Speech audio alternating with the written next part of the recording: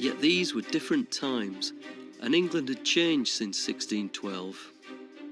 When we look back into the 17th century, we think of what happened before the 17th century. We think of a world where witches were persecuted, where people relied on what other people said, everybody was suspicious, everybody was very uncertain. It was a time of great political and religious uncertainty.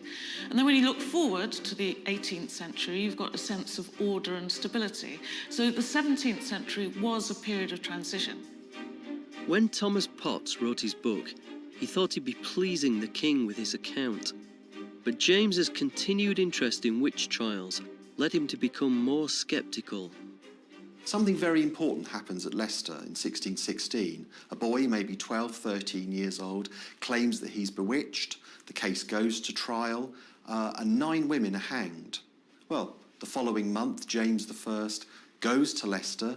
He interviews the boy and discovers that he's lying.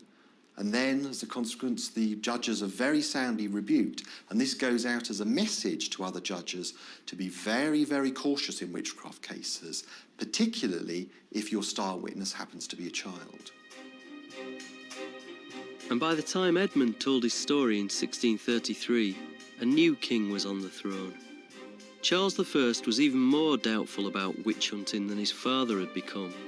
And his attitude towards religion was so different from his father's that many suspected him of being a Catholic. His wife certainly was.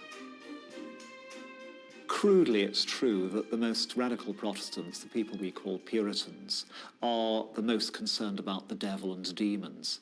And as Charles I is a king who is deeply suspicious of Puritanism, he's pretty suspicious of accounts of demons.